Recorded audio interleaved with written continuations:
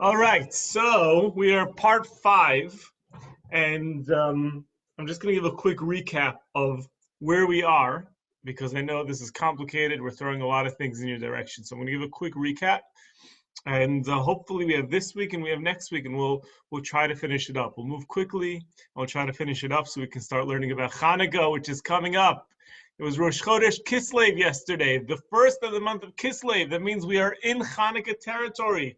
That means all of the illuminating lights of Hanukkah, we're already starting to feel that energy. So go start decorating your house. There's a house a block away from here that they put up a whole, when you drive by, you think you're passing by a Christmas house, but it's all decorated for Hanukkah. They've got big dreidels outside and things like that. So, well, whatever works, right? Whatever works. Let me share my screen with you, and we're going to do a quick recap over here. Okay, so we're right now about halfway through the alphabet, the Hebrew alphabet. And what we've seen so far is that really the Hebrew alphabet has two different stories. The first half of the alphabet is the story of the Shekhinah, the story of the divine presence, the story of God's concealment, if you will. And that's the first half of the alphabet. And we are about to start the second half today, which is going to be more about our story, the story of our struggle in this world, in this lifetime. But as we saw in the beginning of the alphabet, so the first 10 letters is all focused on the revelation of the Yud, the revelation of this holy spark. And it begins with an Aleph, and actually if you see at the top corner of the Aleph, there is a little Yud. There is a little Yud over there, and the Aleph itself is kind of a Yud with this screen, with like this, it's actually the letter Vav. It's made up. The Aleph is a composite of a Yud at the top, a Yud at the bottom, and a Vav across. But the Vav in this case acts as a screen. But the Aleph represents the oneness of God. The Aleph is the Or Ein Sof. It's the ineffable light of God. It's at that level of godliness when there is only that light. And that light is so strong that nothing else can exist in its presence. The Or Ein Sof, the ineffable light of God, is so strong, so powerful that at that level nothing else can exist. There's only the unity, the oneness of God. But through the Bet, Gimel, and the Dalet, through those levels of screen of interface between God, slowly, the Kabbalistic term is being mitzamtzein. Tzimtzum is making that light feel somewhat weaker and weaker and weaker and weaker, to the point that there could be a physical plane represented by the Daled, which is Delet, which is a doorway.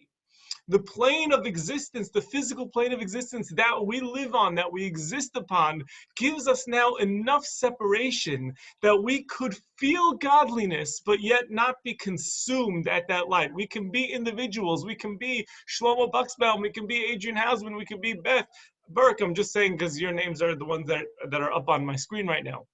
We can be godly individuals, but still feel like we exist. Right, so at that level, the Shekhinah, the divine presence, is concealed enough, but within that Daled, within this physical plane, with its horizontalness and its verticalness, there is hidden. We move to the letter Hey, and the Talmud says the world is created with the letter Hey, which the letter Hey is really a Daled with the Yud inside of it. So the Dalet is the physical plane, but hidden inside is this little Yud, this little point, this little spark of godliness that throughout this world we are here to expose. And as we go through life in the Vav, in the 6 sides of creation, Vav's numerical value 6, as we try to build this world like the 6 sides of a physical object, we suddenly start revealing the Yud, which is why the Vav is it's an extended Yud. And then we get to Shabbat, represented by the letter Zayin. And what is the Zayin? The Zayin is really just an expanded Vav. It's a Vav with the crown on it. And then once we know how to see God in everything, we move beyond that into the Ches. Ches is the numerical value 8, which is metaphysical, which is rising above. Ches is Chios, it's life force, it's complete spiritual energy, it's the spiritual plane that we can experience in this lifetime when we break through our limitations. Then we moved on to the Tes, which stands for Tov, 9, like the 9 months of pregnancy. It's a number of completion where there's about to be a breakthrough. All right, and just like a test looks like a snake, so we said also the 9th month when a woman is full term and she's about to give birth to new life, it looks like death. She's sitting there and she's in pain and she has these contractions and things are breaking, right? And it looks like she's at the verge of death, but suddenly there's new life. So that's the same thing, that Tov, goodness, wholeness can only come when we make those breakthroughs, when things get difficult. So the Shekhinah is found, it's only Tov, it's only found in goodness once it goes through that. And then once we learn how to navigate through that, now we expose the Yud. Now the spark of godliness stands there on its own, just hovering there, hovering over us. Then we said this next part of these next couple of letters in the alphabet, the Chaf, the Lamed, and the Mem, spell in reverse Melech, kingship. And this is the point of connection between heaven and earth. This is where the first part of the alphabet meets the second part of the alphabet. It's the idea that as we see God, as God is manifesting more and more, we see his kingship, we can crown God as king, but also we get in touch with the higher parts of ourselves, the parts that are beyond our day-to-day consciousness. We said that the Chaf stands for Keter, it stands for crown, but it's also Kaf, it's which is the palm of a hand. It's what we're reaching towards. It's the vessels that we are creating, like the kippah, like the chaf, the vessels that we are creating to feel closer to God. The lamed is the tower. It's towering above. It's pointing us upwards. The preface le is always giving us direction. Lamed is limud. It's educating us. So the lamed is the part of us, the part of our will that knows our ratzon. It knows where we're supposed to go. It gives us that direction. I don't know why I'm pulled there, but I just am. So again, it's all part of our higher consciousness. And then finally, we get to the letter Mem, which is where we ended last week. And we said that the Mem, which is numerical value 40, 40 is always a number of transition. The number 40 is the number we said that the Jewish people had to be parked at Mount Sinai for 40 days after they had the divine prophecy of hearing God speak to them. They had to be there for 40 days to let it sit, to let it enter into them. They had to be in the desert for 40 years to transition them from Egypt to Israel. We said that it takes 40 days in a young baby's life in order for us to finally read its brainwaves and sense that there really is a living thing inside of there. We said that there's a measurement of 40 in a mikvah. Mikvah is always transitioning a person to their new life. So Mem is about a new beginning. And we also showed last week how this part of the alphabet, again, we're smack in the middle, as we can see by the word MS, where Aleph is which means truth. Aleph is the first letter, Tuf is the last letter, Mem is exactly the middle point, because truth is about understanding the beginning, the middle, and the end, seeing the full picture. But also the second part of the alphabet, which begins with a Mem and ends with a Tuf. A Mem and a Tuf spell the word mace, which means death. Because in this physical world, you only have a certain amount of time.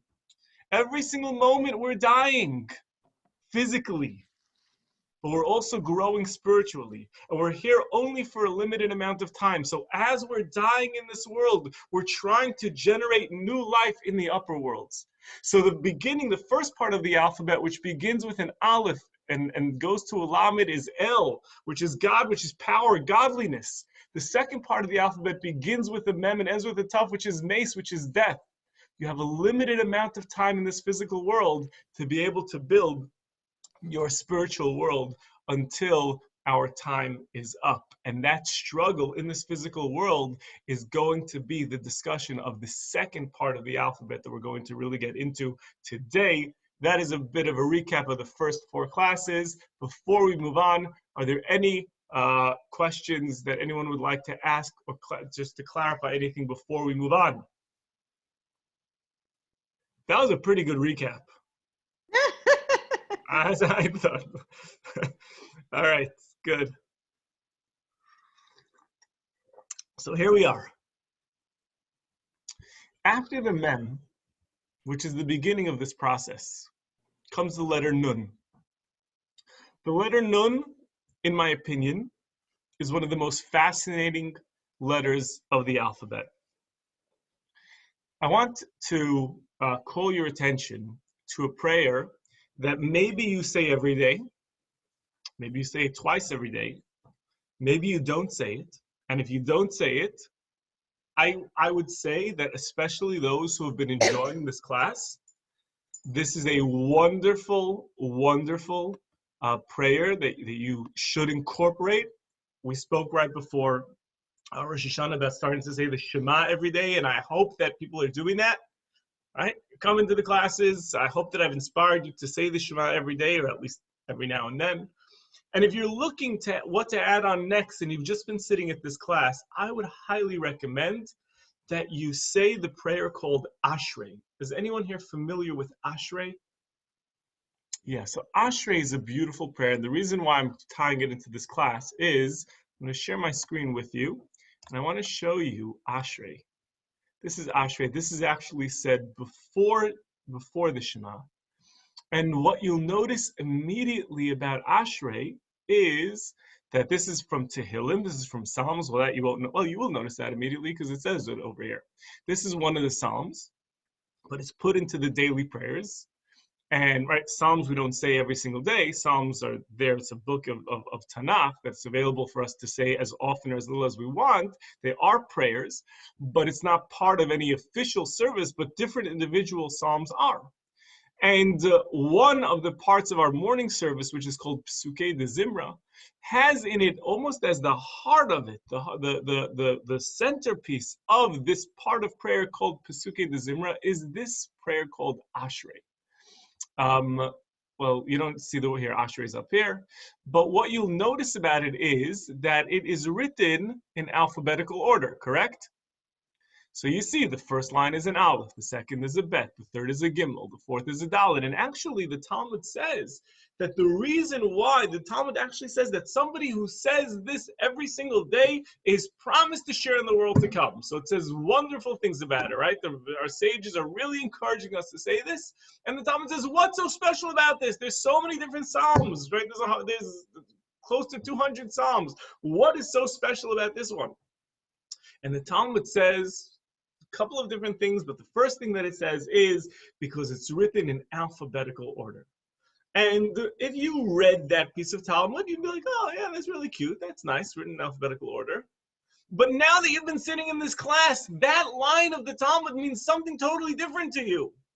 Because they're like, oh, it's written in alphabetical order, and the Hebrew alphabet is the building block of creation. So something, a prayer that's written in alphabetical order, besides for whatever message is being conveyed, there's something else that is calling your attention to the alphabet in its order. Aleph, Bet, Gimel, Dalet, Hey. Because it's written like that, you're meditating on not only the sentence, but you're meditating on the letter from which the sentence begins. And like we're seeing throughout, the deepest connection to a prayer is when it's more than just statements, but you're seeing the letters. I am sure if at any point in time, since you've started coming to this class, if you're opening a siddur and you're paying attention not just to the words, but you're looking at the Hebrew, I tell you for me itself, the Hebrew itself has become so much more beautiful. You're literally dancing with the letters because the letters themselves mean something. So now when the Talmud says, oh, say Ashrei because it's written in alphabetical order, that means you're going to be conscious, you're going to be aware of the letters. So, but something goes very, very funny in Ashrei. Aleph, Bet, Gimel, Dalet, Hey. Vav, Zayin, Chet. Everything's going well. Tet, Yud, Chaf, Lamed, Mem. And now you're expecting it, right? We're ready at Mem. Suddenly, Samach. It's missing a letter. It's missing the line that says Nun. Samach, Ayin, Pei, Tzadi, Kuf, Rei, Shin. It finishes as it should. But one letter is missing. The letter Nun. So the Talmud asks, and it says, What happened over here? What happened to the letter Nun? Everything is perfect. The entire alphabet is perfect. Letter Nun is not there. This is what the Talmud answers. The Talmud answers, the reason that it doesn't say Nun is because Nun stands for Nefila. Does anyone know what the word Nafal means? Nafal means to fall. And Nun stands for Nefila, falling. Now, I've taught this piece of Talmud many, many times. And usually, the first question that comes, and this is a very legitimate question, and maybe you're wondering this, a very, very simple question, and that is, because of one word that it stands for, you're now leaving it out? Is that the only word that Nun stands for? Doesn't it stand for Neshama? Neshama, soul. Doesn't Nun stand for Ner, candle, Hanukkah's coming? Nun is such a beautiful letter. It stands for so many wonderful things. Well, because you found me one word and you can't find that with every other letter? Can you find that at least with every single other letter, one word that's not a positive word, so you leave it out because of one letter? That doesn't make any sense. But remember, the answer to that, and we've said this many times in our classes, the Talmud speaks in code. When the Talmud says Nun stands for Nefilah, it doesn't only mean that it happens to be the first letter in the word Nefilah. It means that Nun stands for Nefilah. It means that Nun represents in the overall structure of the alphabet. Nun at this point represents Nefilah. What does that mean? What does that mean?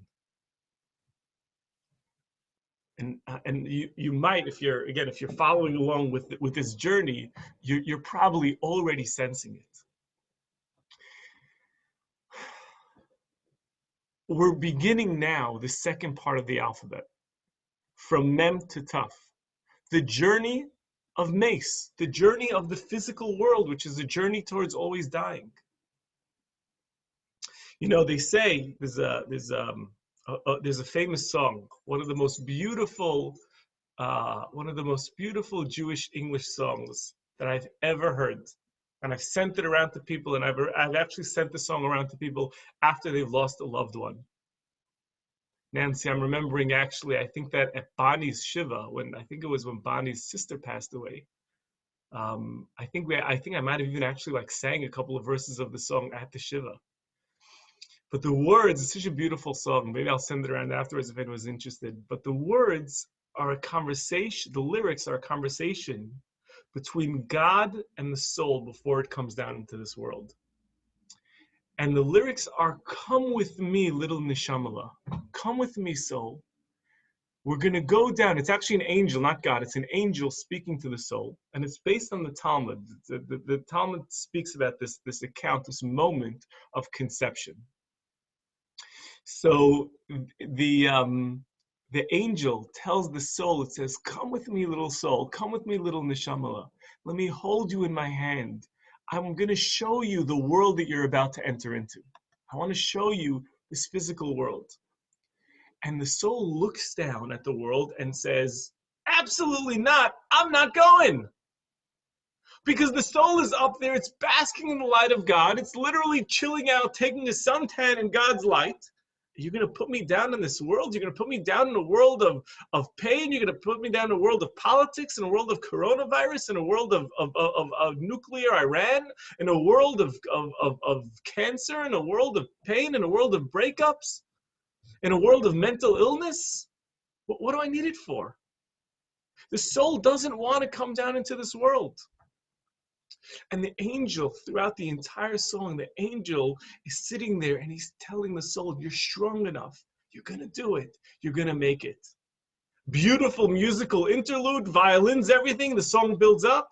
And then the last verse of the song, the angel says, come with me, little Neshamala. The same way the song started, right? The song began, come with me, little Neshamala, come with me, soul. Except after the musical interlude, it says, come with me, little Neshamala. And pretty much he's saying, your life is over, and it's time to go back home. And you realize that the whole musical interlude was the entire life. The violins, the harmony, the up and down, that was your life. And the neshama says, I'm not ready to go home yet. I still want to stay a little bit longer because I still have work to do. And so this whole life, it begins with a nifilah. It begins with a falling. When the soul comes into this world, it's a tremendous nifilah. It's a downgrade. But everything, this entire, in a sense, this really reflects the first part of the alphabet. But if you think about the world of spirituality, the world of growth, the world of personal development, Yerida litzorech aliyah. You have to fall before you rise. You have to fall before you rise. Everybody knows this. We think, we want to think that spiritual growth is like this. Spiritual growth is just an upward trajectory, but that's not how spiritual growth works. Spiritual growth works like this. You're going up, you're going up, you're going up, you're going up, and then you fall. And then at that point in that fall, now you have to make the decision. Where do you want to go next?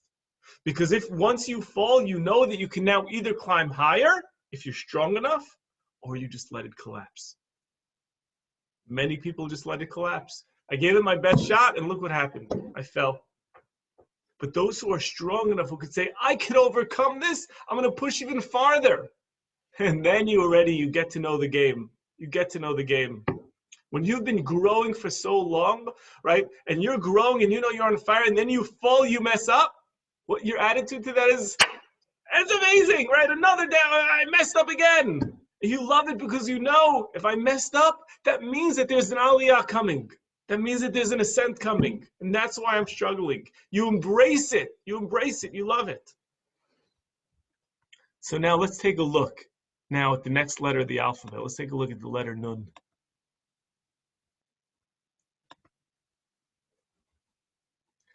The letter Nun. So again, now we go back and now we speak about this piece of Talmud, about why it's skipped in Ashrei. And the Talmud says, because the Nun, it stands for Nefilah.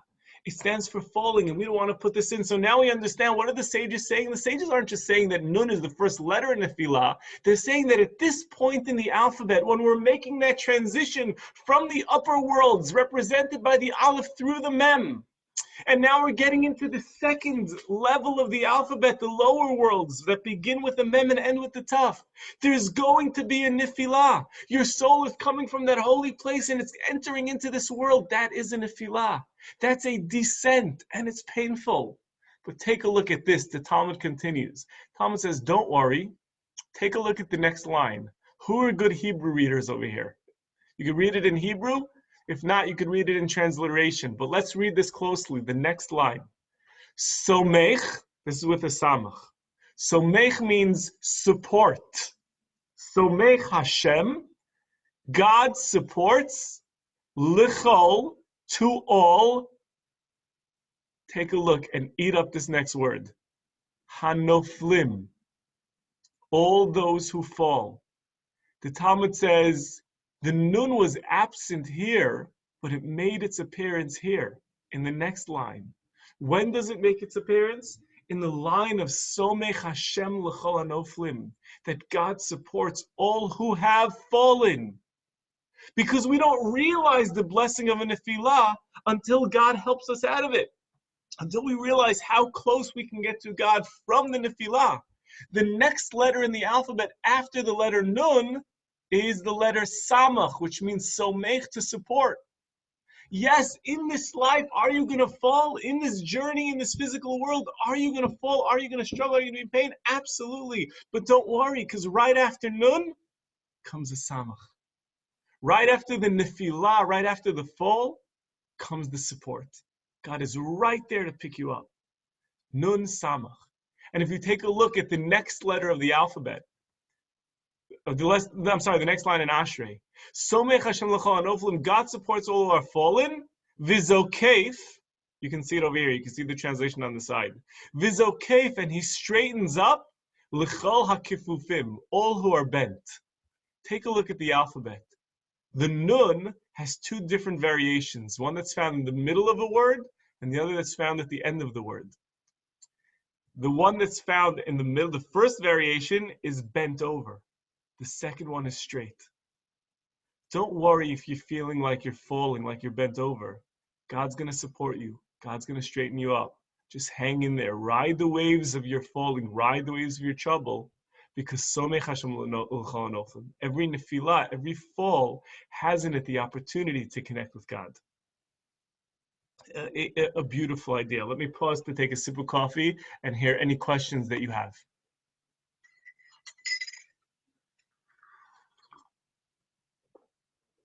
I don't have a question as much as maybe I'm connecting something right now. I took a class last month in Heshvan.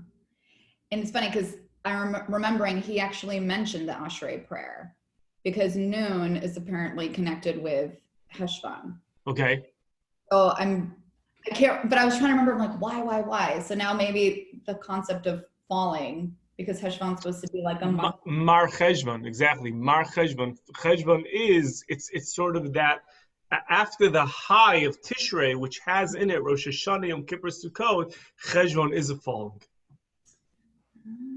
Yeah, Cheshvan is a falling. Exactly. That is beautiful. And again, you see it again and again. You see it so many times. The pattern itself, keep an eye out for it. You see it so much in spirituality. And I'm also thinking, sorry, I didn't mean to cut you off. No, go. No, because then the other thought that I was having, because when we did the Shavuot class, and we're talking about Yeshua ben Nun, right? So he was the one that entered the land of Israel. Yeah. It's like what's that connection with? Excellent. So let's talk about that for a moment. Let's take a little bit of a closer look again at the letter Nun and see some of the other aspects of Nun and how they fit into this concept. So moving over to the handout. So if you take a look at the numerical value of Nun, so the numerical value is 50. Now, this number, as you're going to see, fits in very, very well. The first time we see the number 50 in the Torah, we see it more in the language of the Midrash. And what they say is that if the Jewish people were not taken out of Egypt at that very moment, right? Do you remember we discussed this? It says the Jewish people didn't come out at that very moment, then they would have become officially too spiritually impure to ever receive the Torah. The language of our sages is they would have fallen into the 50th gate of impurity. Oh. Right? The 50th gate of impurity. Now, that goes together with what we spoke about in the Shavuot class, that Shavuot is the 50th day after the first day of Passover. So that means it's 50 days after the Exodus. So what we're finding over here is that there are 50 gates downward, but there are also 50 gates upward. Now, if you remember, what we said back then is we said that the Torah actually doesn't tell us that Shavuot doesn't tell us the date. It just says count 49 days, and the next day after that is going to be Shavuot. So Shavuot is almost like this hidden destination. And we probably mentioned this in the Shavuot class as well, Caroline. This is what you're mentioning, that we said that Joshua, who was Moses' successor, is called Yehoshua bin Nun, the son of Nun, even though Nun was not a person. So that means he is part of this nunness. He has some aspect of 50, to which our sages say that Moshe was able to comprehend 49 different gates of wisdom, but couldn't grasp the 50th. He needed a student, Joshua, to be able to grasp that 50th. So what we're seeing over here in all of these instances is that there are levels. There are madrigot, there are levels to climb. You can either be climbing the ladder or you could be falling on the ladder. And Nun is always that part. The best way to say it is, and again, anyone who knows, I have this with hiking, right? You know, you're going hiking in the woods and you see the path ahead and maybe you see 200, 300 feet ahead. But then there's always this like curve. And you're always, for me, again, especially like so I'm always like excited to see the stream, to see the waterfall, to see what happens after the opening. And you're always like, you think you should turn back. You're like, I know if I just go another like 200 feet, there's going to be that turn, and there's probably going to be like this gorgeous waterfall on the other side. And if I don't go, I'm going to miss it, right? There's always that like this slow, like, I wonder what's right past there. The letter Nun is always like, I wonder what's right past there. The Jewish people almost fell to the 50th, and if they would have, it would have been terrible. Right? The top of Mount Shavuot, Mount Sinai, is right after 49 days. The 50th level of wisdom, Moshe can't quite grasp it. He needs Joshua. It's Nun 50th is always that thing. I can't quite see it, but it's right there. And here's this is just so beautiful. I thank you for coming on with me. Whenever we go through that fall in life, what does that mean? That means that you're right there at the 50th gate. Because the 50th gate is when you're about to make the turn, when you're about to turn into, and just right on the other side of the turn, right over the hill, you can't see it. But there's that waterfall, there's the Garden of Eden, there's the destination, there's the exit sign. It's right there. You can't see it right now. Why? Because nafal, you've fallen, and you don't even realize how close you are. You don't even realize that you're knocking on the door of that next destination. The 50th year of the Shemitah cycle in Israel was called Yovel. It's when all the slaves went free. Freedom, the next, it's right there. You just have to push a little bit farther. You're falling now, but the falling means that you're knocking on that door. So everything about the letter Nun is about that. Nun is about that destination. You're right there. But what do you need? You need the Tamach. You need that support system. And because of that, Samach, if you look at it, it's just this big round circle. It's very, very interesting because, right, if you've ever been, when you go on a Ferris wheel, right? So when you're at the top, you're at the highest point. And then you start falling and falling and falling and falling and falling, right? But you never stop going in that direction. Eventually it starts going back up, back up, back up. You're still going in the same direction that you were falling in, right? You're still going, clockwise or whatever it is. A circle is so beautiful because a circle shows that what begins as a nefilah, what begins as a fall, keep on going in that direction. Why? Because if you keep on pushing forward, eventually it's a galga, it's a circle, it will go back up. So the letter Samach that comes after the Nun, the letter of support, means don't worry if you feel like you're falling. Keep on pushing forward because it's a circle. Spiritual growth is a circle. You fall, but then you come back up. So that's connected to Somech, to Samach. And in fact, the Jewish people stood at Mount Sinai, beginning with the Samach. That was the destination. They fell throughout Egypt, but then eventually it led them to Mount Sinai. So that's the combination of the Nun and the Samach. We'll move on to the next letter in just a moment. I want to push forward, and again, hopefully we can go at least another 10 minutes now. But any questions about this before we move on to the letter Ayin?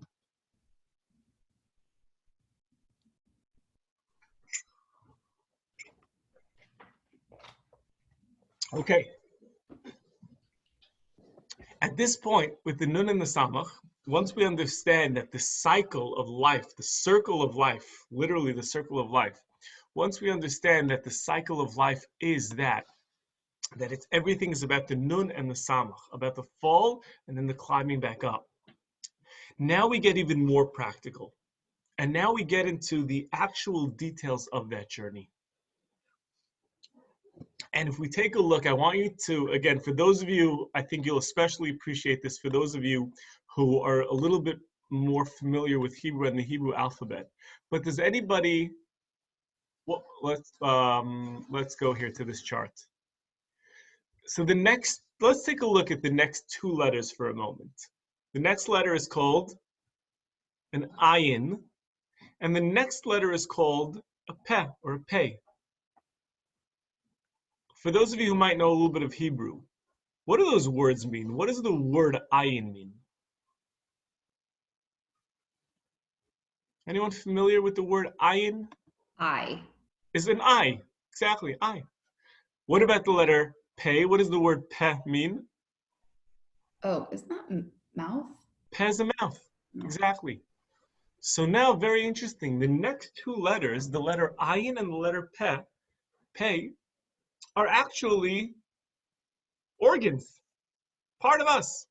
Our eyes, ayin, and peh, our mouth. What are those doing there?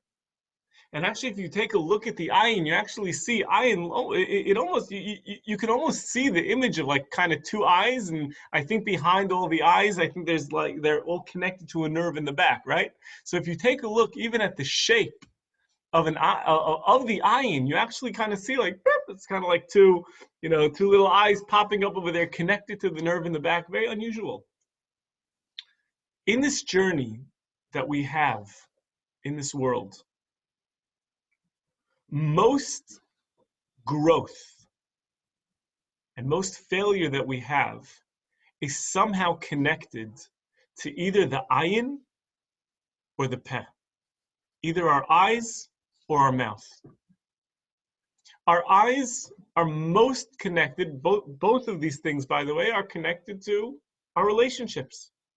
Obviously, you use the other things also, but both the ayin and the peh, in addition to what they receive, they also give off.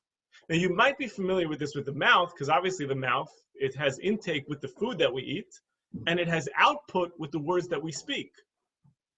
The ayin, the eyes, well, we know that it has input because we're always seeing and taking in the vision, but do you know that the ayin has output as well? This might not be something that you're familiar with, but we see this again and again, especially in Sifrei Kabbalah, in the Kabbalistic text. Ayin has output.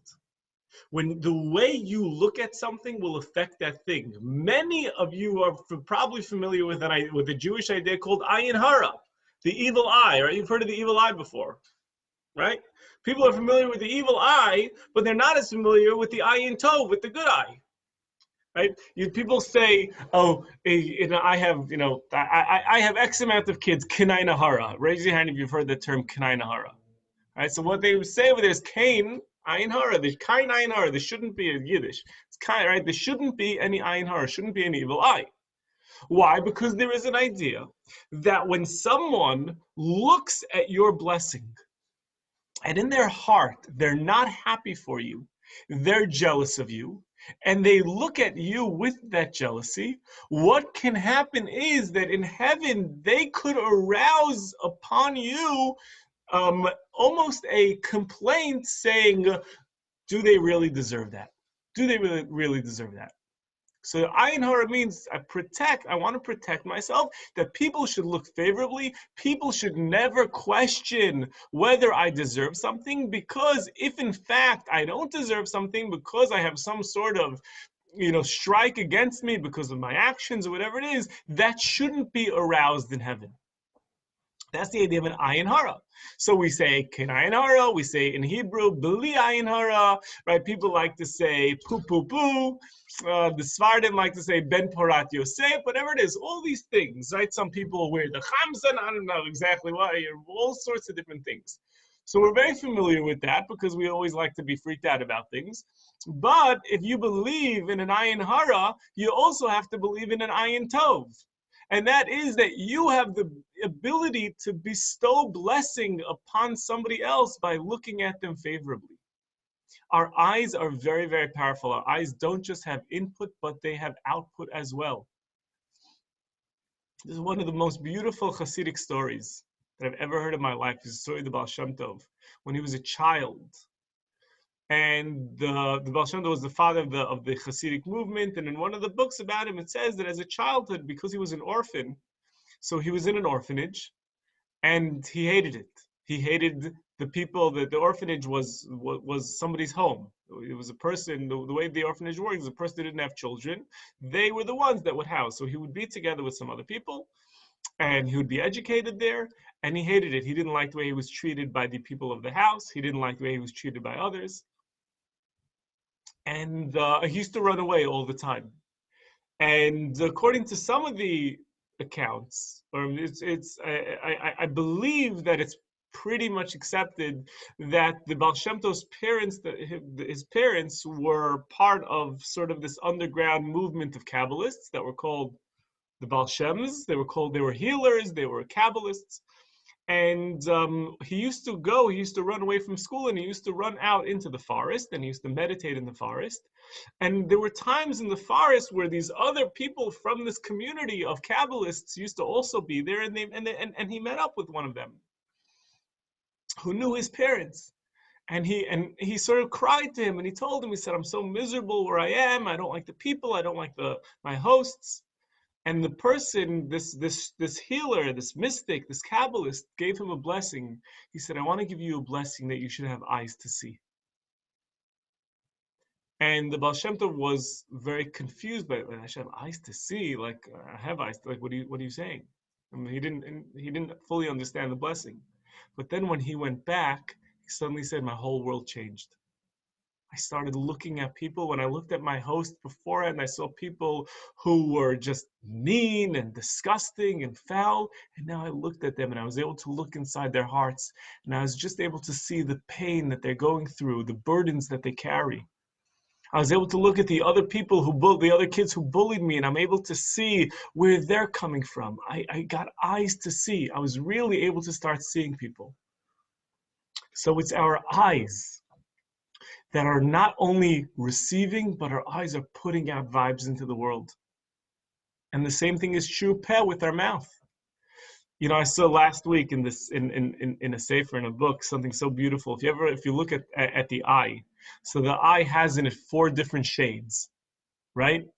It's got the white part that's all around it. But then if you look at the pupil of the eye, so it has the dot in the middle. And then it has sort of depending on what color eyes you have hazel eyes, you have green eyes or blue eyes. So it has that color around the middle. And then it has a little bit of, again, a darker circle that separates it. So it has 4 different sections, 4 different shades.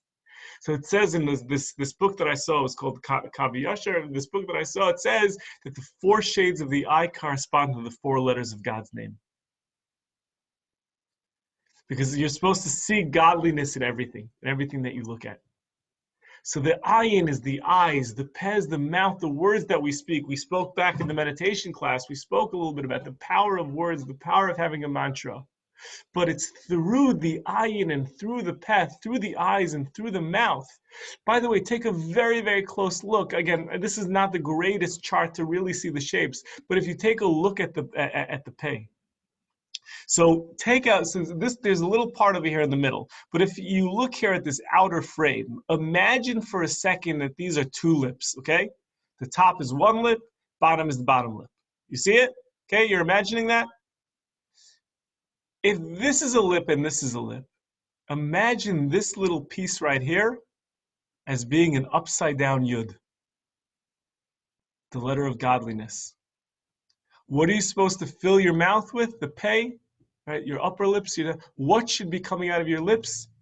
Yud, godliness, holiness. And now, before we move on, and again, we'll review this a little bit more next week, but I just want to end with the following. The next letter is called a tzadi. This is the letter here. But very often you'll hear it, there's 2 different names. Sometimes you'll hear it referred to as a tzadi. Sometimes you'll hear it referred to as a tzaddik. We'll see a little bit more next week why sometimes it's called a tzaddik. But let's just call it for now a tzaddik.